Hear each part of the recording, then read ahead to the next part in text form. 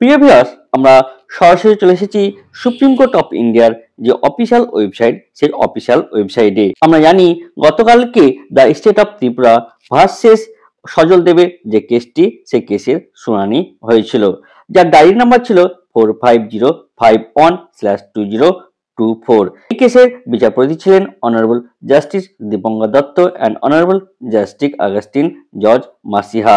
এইখানে দেখেন 19/11/2025 তারিখে অর্থাৎ গতকালকে এই কেসের শুনানি হয়ে গেছে। এই কেসের পরবর্তী যে শুনানি সেটি 12/12/2025 তারিখে।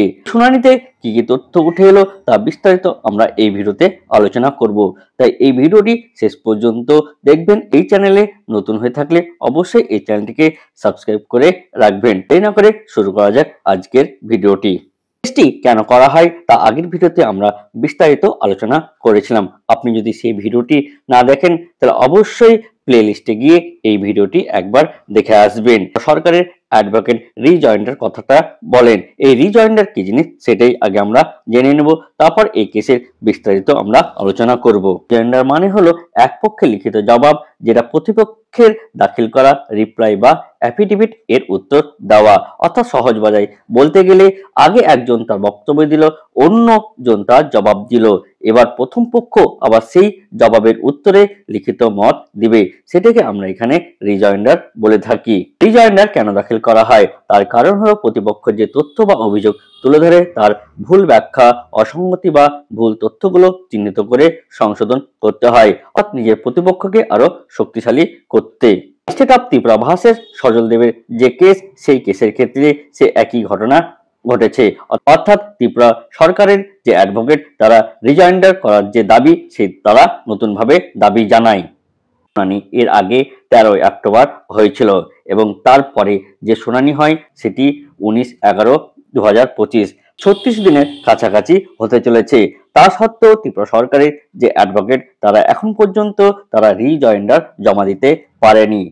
মহামান্য সুপ্রিম কোর্টের বিচারপতি দীপঙ্কর দত্তর কাছে আরো 3 সপ্তাহ চেয়ে নেন এই রিজয়েন্ডার জমা দেওয়ার জন্য, যার ফলে পরবর্তী যে শুনানি, সেই শুনানির ডেটটি হলো 12/12/2025 তারিখে। ত্রিপুরা সরকারের অ্যাডভোকেট তারা এই রিজয়েন্ডার জমা দিবেন, যার ফলে এই কেসটিকে অ্যাডজার্ন বা মুলতবি করে দেওয়া হয় এবং পরবর্তী ডেট আরো দেওয়া হয়।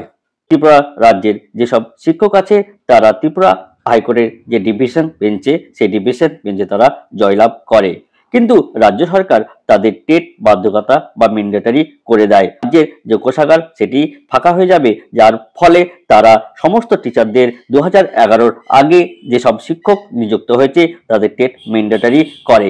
এই জন্য রাজ্য সরকার মহামান্য সুপ্রিম কোর্টে তারা একটি এসপিএল দাখিল করে। রাজ্য সরকার এসপিএল দাখিল করলে শিক্ষক সংগঠনের অ্যাডভোকেট সলমান খুরশিদ এই এসপিএল এর একটি কাউন্টার সাবমিট করেন।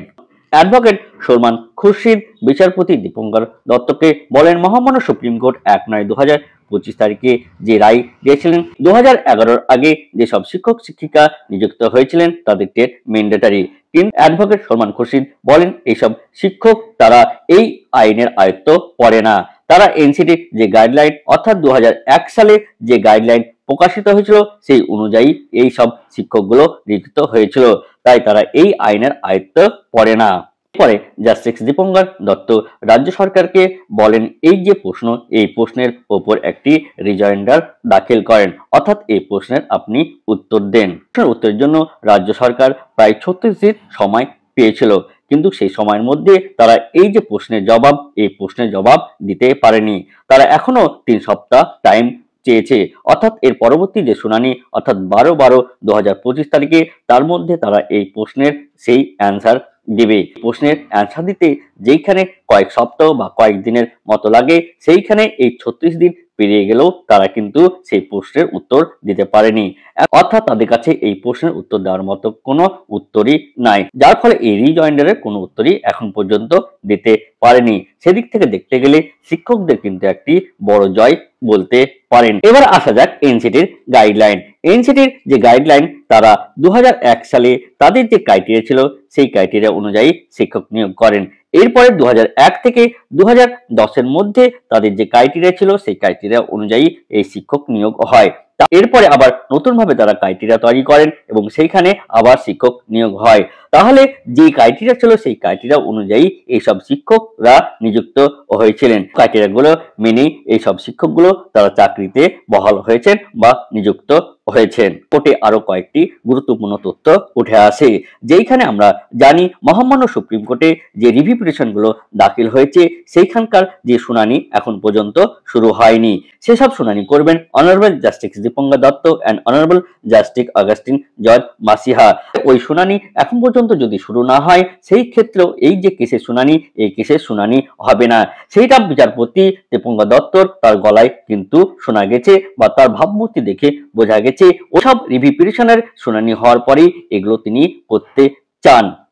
যার ফলে এই যে শুনানি, এই শুনানি অ্যাডজার্ন বা মুলতবি করে দেওয়া হয় এবং পরবর্তী যে টেন্টেটিভ ডেট সেটি 12/12/2025 তারিখে হয়। তারপরের শুনানিতে কি উঠে আসে সেই নিয়ে আমরা এই নিয়মিত আপডেট আপনাদের দিতে থাকবো। তার আগে আপনাদের কাছে রিকোয়েস্ট, এই ভিডিওটি ভালো লাগলে অবশ্যই একটি লাইক করে দিবেন এবং এই চ্যানেলটিকে সাবস্ক্রাইব করে রাখবেন। আজকে ভিডিও এই পর্যন্ত, এর পরের ভিডিওতে আবার আপনার সাথে দেখা হবে। ধন্যবাদ।